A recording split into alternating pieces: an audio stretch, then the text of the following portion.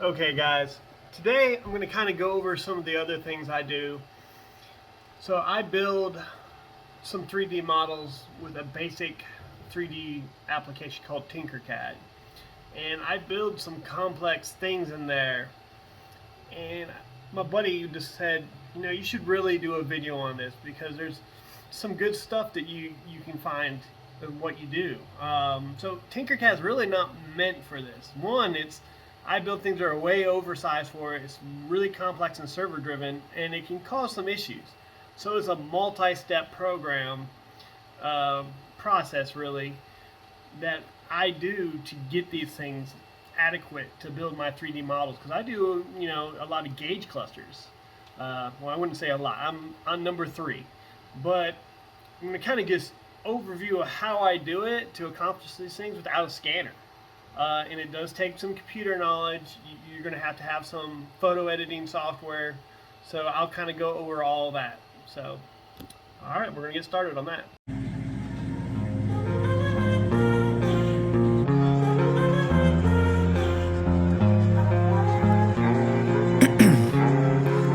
Ice in my veins, I've been driving this train.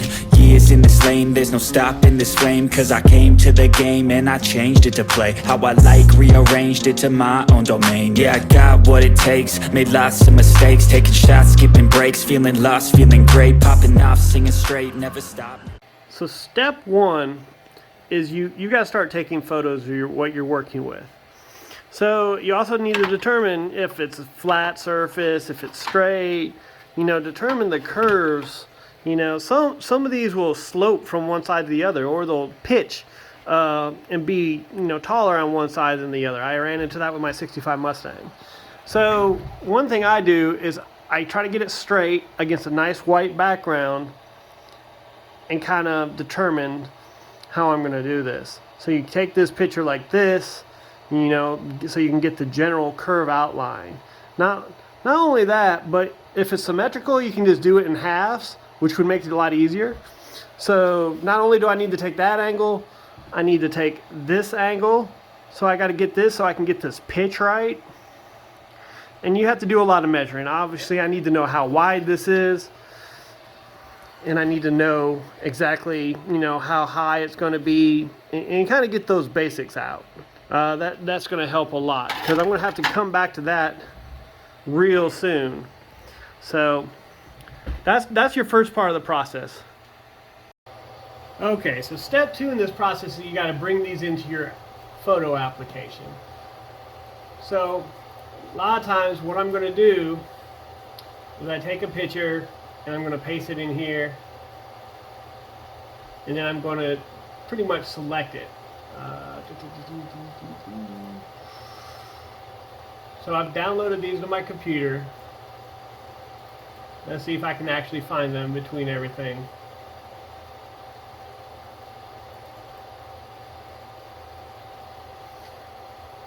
So I'll just give you a basic overview.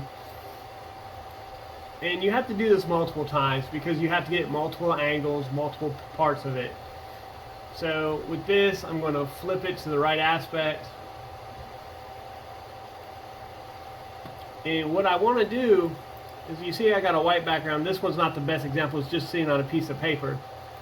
But I'm going to take my tool and see how much I can select. What I want to do is I want to make sure it's straight so I know what I'm dealing with when I get my angle. And you might want to go through here and erase some of the shadows. So as you can see, it's selecting a whole lot of different stuff. And that's where the white background really comes into play. If you have a nice white bright background, you won't get as much of this overlaying. And another thing, even the white spots right here like this, I can get the inner structure too. But usually I just want to get that and go from there. Now, this is going to be a bad example of exactly how it turns out, because I'm not going to take the time to clean this all up. But I'll make it black. So I get a nice solid black and try to fill in any gaps and clean up any edges, because the rough edges on here are going to come out in your 3D design. So you clean that all up, and what you want to do is, once you're finished, you want to keep your background like it is, and then you'll save this. But as you can see, I've got this nice curve right here. That's going to allow me to get the nice shape of my 3D model. So I'll save this as a PNG, which keeps the transparent background, and then I'm going to go into another graphics program.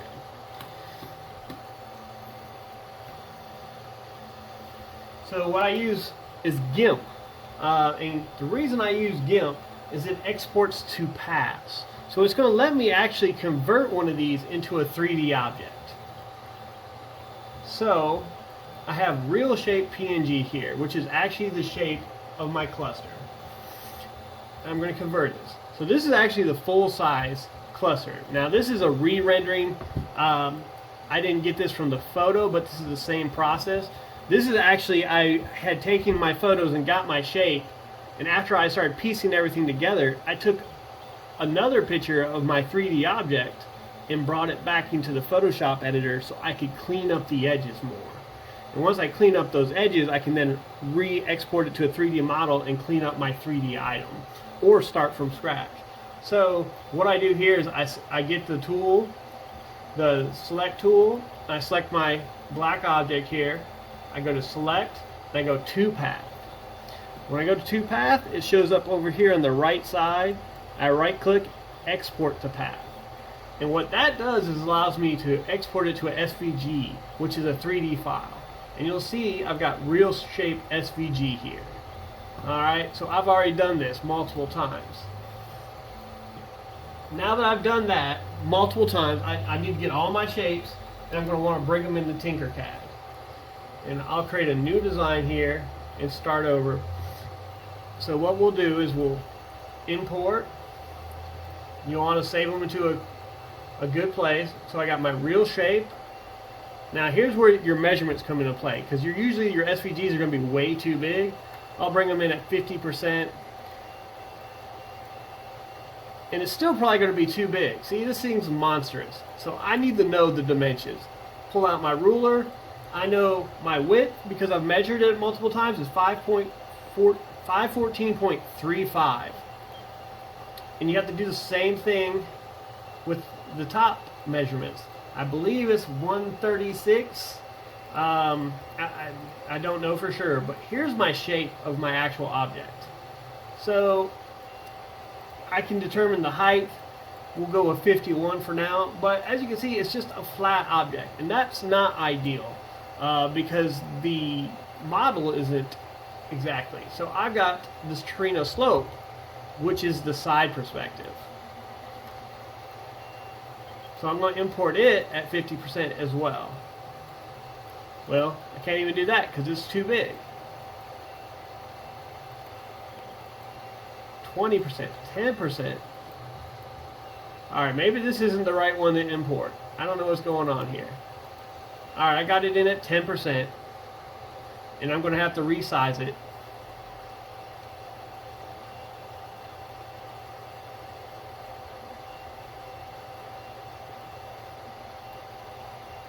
Maybe. It might just take too long to import that. So that's where you got to be careful. These things have certain things that are going to cause issues. But it did come in. So, and yet again, I need to know my exact height and everything for this. We'll go back to 136. See, and that just doesn't look right. That's because that also needs to be shortened. So I think that's kind of that 51 maybe. And so now that's going to give my base curve that I need. So I need to rotate it to get it where I need it to be. So we're going to get our 90 degrees here. See, now I know my basic shape. Now it's not perfect. Yet again, I'm kind of just calculating my curves at this point, so these aren't going to be precise. But as you can see here, I've kind of got a curve to it. Now the other problem is, this is probably not accurate. It's probably more like this. So I got to make sure when I import these, a lot of times you want to put a flat surface on the bottom so you know the exact curve and how it is. It's not just one flat angle. So you can do multiple things. You can use this as your base as well. So sometimes what I'll do is, because I've got my structure here, is I'll take this and I'll just expand it out. And it's a rough. Obviously I didn't get it straight because it's got this weird curve to it, so I messed up on that. But what you can do is you can take a piece like this and take it into a square. And that square is going to give you a negative. So, and that's what I do a lot of times when I'm making these shapes. So I want to get my negative, and I want to get everything lined up. I get my negative, and usually you got to expand everything. You got to be careful, because the more you expand stuff, when you make it disappear and then try to make it bigger, it'll also expand without you knowing. But now I'm going to make this a negative. And see what I can do is, a lot of times I can take my shape, fit it in here, because now I got my top curves and everything.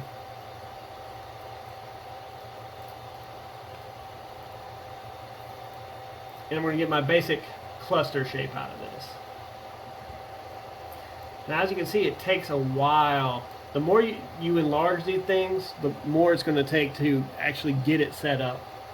So this is where the TinkerCAD has got this limitations, because you're actually using a server to do all these inputs and outputs. So, and if you're doing this right, you end up with a basic shape. And I'll kind of import this instead of waiting for this to put together. So see, I've got my basic shape here. And this is also more putting things together. And then you have to clean them up. And like I said, you know, once you clean them up, you can do different things with them. What I've done is I cleaned it up, then I took an angle, a negative, one of these boxes, and I took and angled it. That way I can run it across here and smooth out my surfaces. And yet again, I also took an upward angle, got it squared, and took a picture of the shape. That's where I got that original one from, is after I built this, I went back and took the shape. And what I did, essentially, is I took that basic shape, and at that point, because I already really had defined my shape and, you know, put it next to the actual cluster, is I took that flat surface, brought it all the way up here to the top, and I combined all the angles I wanted via the negative shapes. So I can actually show you that too.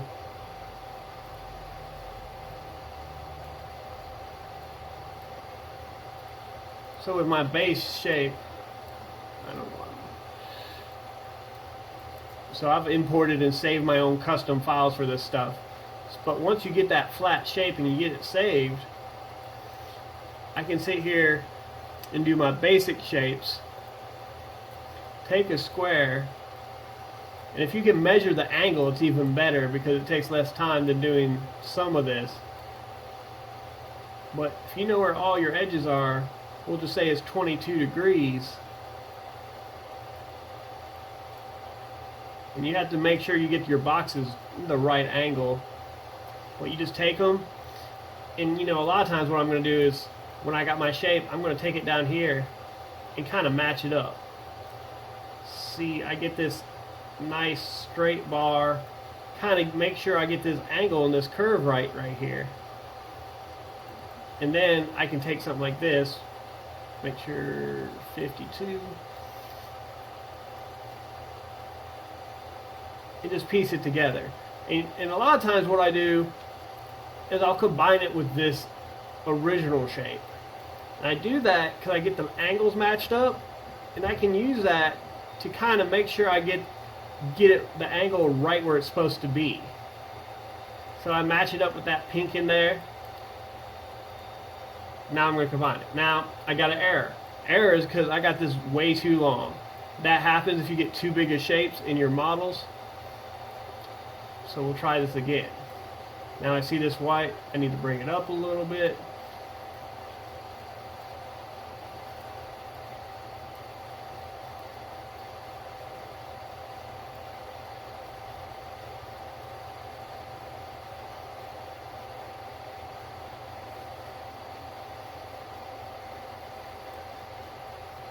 But you have to keep doing all this over and over and over again. And eventually, you'll get to a shape you want. It takes time. Now, let me go ahead and show you one of my clusters.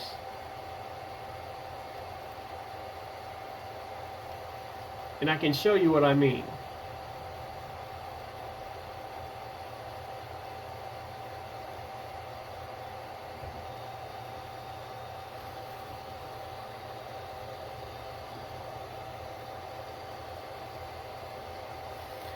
As soon as this likes to load. Yeah, again, this is a web server, so this can be tedious.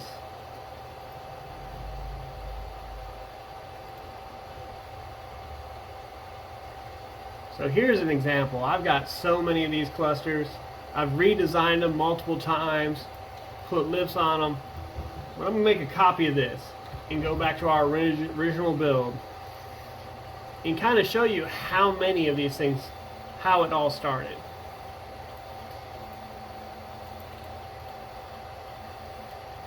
See, you can just see right here, I've got all these shapes combined in the TinkerCAD, and everything's about measuring. You have to measure everything. But you see, it's relatively smooth. This isn't my final design. You know, I combined everything and made new SVGs to make it a singular file so I don't have a lot of combinations. But if I break this thing down, see, here's my nice curve that kind of flattened everything out. And once I took my new SVG file and imported it, I can line it up with this, and then I can deconstruct this and use all these angles all over again to get a basic shape. But originally, I combined a bunch of stuff. See, here's that original slope angle. See, that's the slope from that side angle that I used to make the first shape. Then, you know, I had my curve at the top wrong, so I had to add that back in instead of just a flat spot. I also had to add this pitch at the end to get that sitting right because that extended beyond it, so I started at a flat spot on the design and redesigned that after the fact.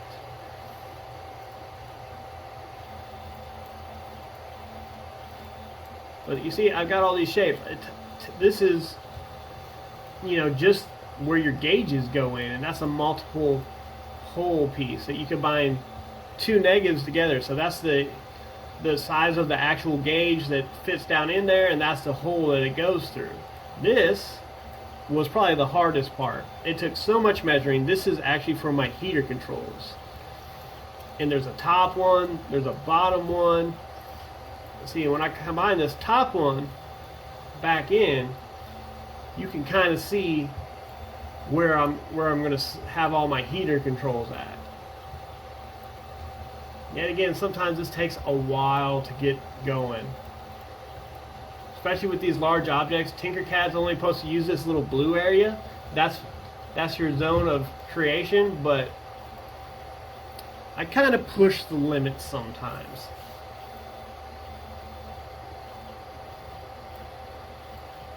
But you can kind of see I've got holes, all these little pieces go up into here. Basically, these are points in the piece that are going to allow it to mount the heater controls. And it's not always one for one. I try to change things up where the heater control is mounted to a backing plate stock, and I wanted to mount to my actual cluster face that I'm building. Now their servers must be going slow because this should not take this long. But yet again, I can go to another design. We'll go to design 3, which is my new favorite design. I also have a mounting plate that I'm working on. And we can just come look at this real quick. So, and this is what I'm talking about. See, I've got all these holes. I had to do multiple measurements to get all these aligned right. And then they got holes for the mounting in the bottom. And everything's got to fit right. So it's going to take a lot of measurements, a lot of time. You're going to have to move things around a lot because things just won't line up the first time. You have to 3D print it, then start checking your measurements, then smooth everything out. As you can see, you know, I don't have as many ripples in this. Everything's smoothed out because I've taken these designs and I modified them multiple times over and over again. And once you get this 3D model and you get your curves right, yet again, you can take a print screen, go back into Adobe, or go back into GIMP or whatever your software program is, and just clean up all these edges, export it, and then re-export it in GIMP to a path, and bring that basic shape back in to smooth it out, which is what I ended up doing with this. That's how I did everything. I deconstructed one and got all my curves, changed everything, combined multiple pieces to get this edge on here. But that's just the basics of how I do it. And I just wanted to show you guys that step.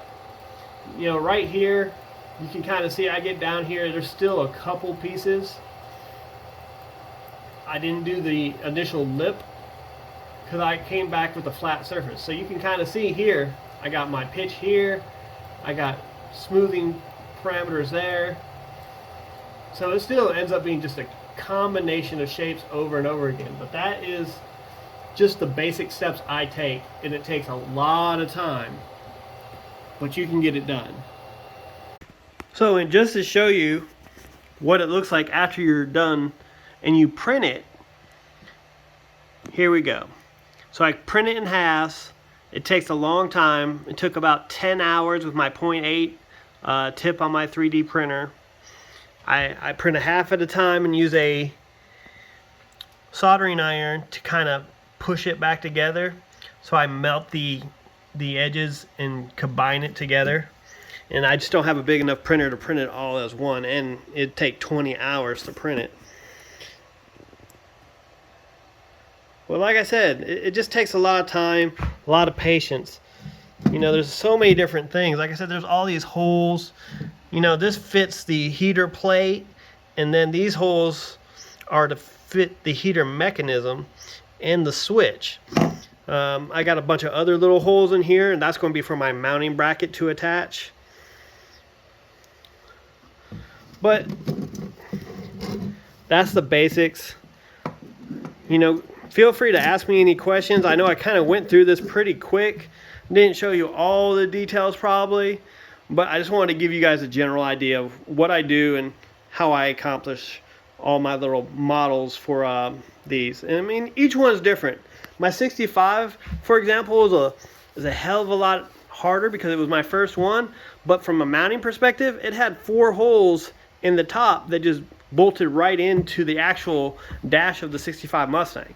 This one has basically a backing plate, and that backing plate mounts to the dash, and it's going to be pretty far back in comparison to this cluster itself. So that's where I'm going to have to take a lot more adjustments and have that same plate. And another thing I did, and the reason I'm not making this all one piece, is because the mounting plate isn't flat. But I want this to be flat because it's easier to print.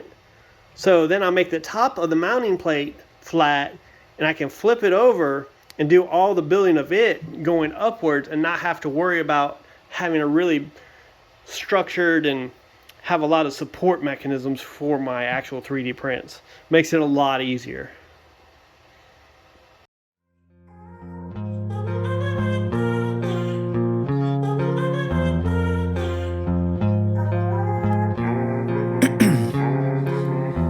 In my veins, I've been driving this train. Years in this lane, there's no stopping this flame. Cause I came to the game and I changed it to play how I like, rearranged it to my own domain. Yeah, I got what it takes, made lots of mistakes, taking shots, skipping breaks, feeling lost, feeling great, popping out.